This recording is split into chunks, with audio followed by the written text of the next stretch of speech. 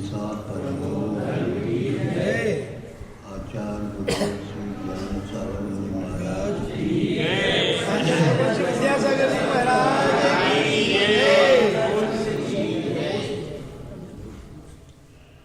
शिवनाथ भगवान का जीव, चक्रवर्ती भरत का जीव और बाहुबली का जीव, ये तीनों तपस्या करके सर्वार सिद्धि में जाकर के उत्पन्न होते, वहाँ से नीचे आकर के ये तीर्थंकर चक्रवर्ती कामदेव होकर के मुक्त होते। वहाँ 33 सागर आयु तक न ही ये समूह शरण में जाते जो 170 अथवा 160 कम से कम इनको उपलब्ध होते हैं, वहाँ पर भी नहीं। कोई भी घूमने खाने के पेशा से कोई टूर वगैरह निकाल दे, वो भी नहीं। बहुत सारे साथी संगाती भी वहाँ पर विद्यमान हैं, पूर्व जीव के अपेक्षा से उनसे भी कुछ बातचीत वगैरह कर लें, कोई फोन वगैरह लगा दें, वो भी नहीं। 33 पक्ष के बाद यानी 16.5 मास है, 16.5 महीने के बाद एक बार श्वास लेते, उतने ही 33,000 वर्ष के बाद एक बार कुछ भूख को दूर करने के लिए एक बार अमृत का चखना, जिसको बोलते पान नहीं, ऐसा नहीं लोटा लोटा जो है पान से पी ले, एक बार वह चख करके।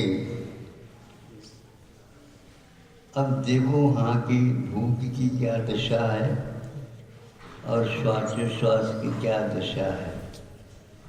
यहाँ तो श्वासोश्वास का कार्यक्रम चलता ही रहता है, ये भी आकुलता का प्रतीक।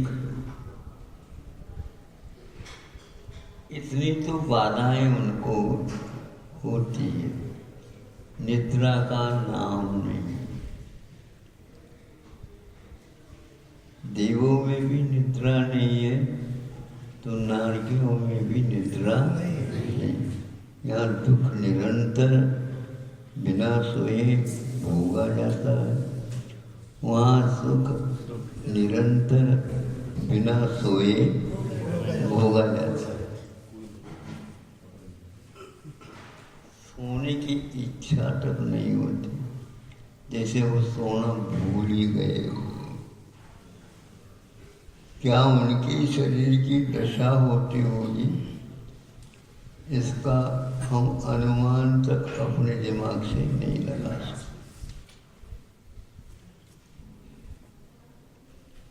कोई किसी प्रकार की आकुलता ही नहीं।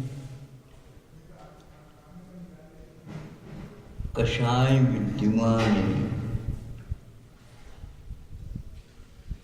फिर भी कषायों का कोई प्रभाव ही नहीं। औदिक भाव तो है, कषायों पर है, असंयम भाव है, सब है, किंतु उसका प्रभाव नहीं के बराबर है तो, लेकिन नहीं के बराबर है। बड़े बड़े व्यक्ति कोई होते हैं तो उनको कोई आकुलता लगती नहीं, उनको काम करने की भी आकुलता नहीं रहती है। मुनि जी 50 रहते हैं और वो सब यथावत उनका कार्यक्रम चलता रहता है, लेकिन फिर भी उनको कोई आकुलता तत्संबंधी नहीं रहती। बड़ों की आकुलता बड़े तो जानते तो होंगे, ऐसी बात नहीं है, बड़ों की बड़ी होती है। हाँ, लेकिन बाहर उसका कोई फर्क नहीं लगता। इन सब बातों को देखने से ऐसा लगता है कि भीतरी साधना के माध्यम से इस प्रकार संसार दशा में भी हम अलौकिक अपूर्व इन चेष्टाओं का अनुभव कर सकते हैं। और उनको भविष्य की विकल्प इसलिए नहीं है कि पक्का हो चुका है उनका, वहाँ से नीचे उतरे नहीं, उनका वही वातावरण सब मिलने वाला है जो जैसे मान लो मुक्ति के लिए ही सब लोग मिल करके भेज रहे हो उनको, ऐसा वातावरण में उनका जन्म होने वाला है। आकुलता नाम तक नहीं है। मतलब सुख के बारे में भी कोई दो प्रकार की आकुलता है, एक सुख की आकुलता और एक दुख की आकुलता। एक साता के बारे उदय के कारण, एक असाता के उदय के कारण। उनके लिए दोनों आकुलता जैसे नई के बराबर रहेगी।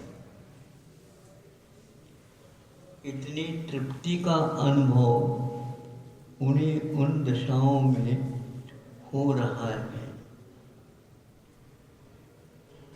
और ये कहाँ से आया परिणाम निकला, तो पूरे जीवन में उन्होंने जो साधुत्व का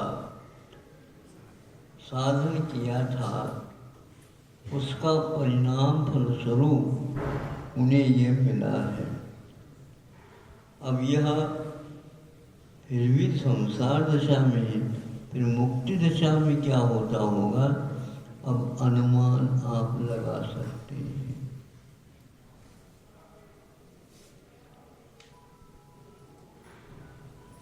दीप दिया के तले अंधेरा तो रहता है, लेकिन रत्न दीपक के तले अंधेरा नहीं रहता। अब वह कौन सा रत्न है जिसमें किसी प्रकार से कोई भी भनक नहीं है। दूर से रखा प्रकाश तो दिख रहा है, किंतु रत्न नहीं दिख रहा है। ऐसा सिद्धत्व का अनुभव उन्हें बाद में होगा, अभी उसके पीछे रह रहे हैं थोड़ा सा। ऐसे सर्वार सिद्धि आदि देवों के अलौकिक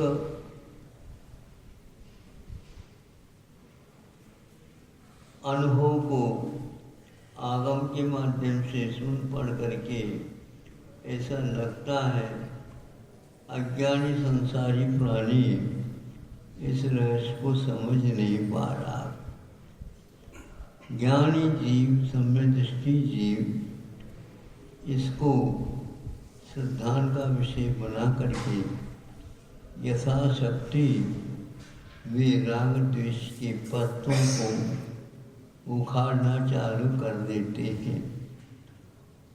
क्योंकि जहाँ पर पानी फूटेगा उसका ज्ञान पहले से कर लिया जाता है, और उस पानी को निकालना नहीं, रेत को, वहाँ मिट्टी को और पत्थर को फोड़ फोड़ करके निकाला जाता है। पानी तो ऊपर फूट करके आ ही जाता है। तो हम लोगों को अब ये सिद्धांत करना है, पानी को बुलाना नहीं, पानी तो निकलेगा। अब हथौड़ा या कुछ और छेनी वगैरह निकाल दो और उसे पर्द को उखाड़ना प्रारंभ कर दो। वो थोड़ा थोड़ा भी उखड़ता जाएगा तो पक्का है।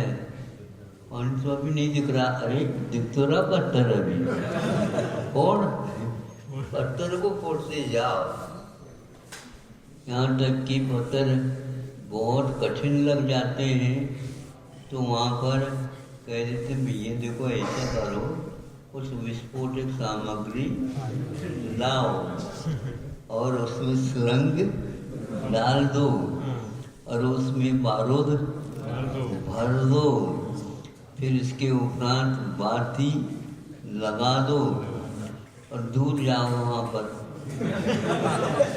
आकर के हाँ, तो फिर उसको बटन दबा दो रिमोट कंट्रोल, तो वह विस्फोट हो जाएगा, तो पूरा ब्लास्टिंग हो जाएगा। उसके कचरा के साथ, मिट्टी के पत्थर के टुकड़ों के साथ पानी भी उठ करके आ जाएगा। ऐसा यह मोक्ष मार्ग की साधना है। इसको जो व्यक्ति समझता है, अपूर्व आनंद का अनुभव श्रद्धान के माध्यम से चारित्र के साधना के साथ वह कर लेता है। अभी हम केवल अपूर्व जो साधना कर रहे हैं उनको याद करके, उनको सोच करके विश्वास को जागृत कर रहे हैं कि अपना भी इसी प्रकार का नंबर आने वाला। अब जितना करेंगे उतना तो आएगा।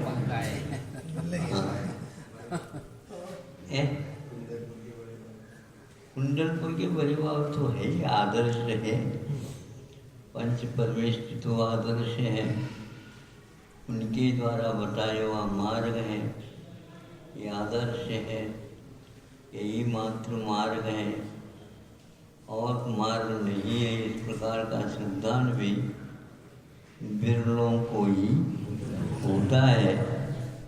अब बिरलों के लाइन में अपने को भी लगना अहिंसा पर धर्म की आचार्य गुरु श्री विद्यासागर जी महाराज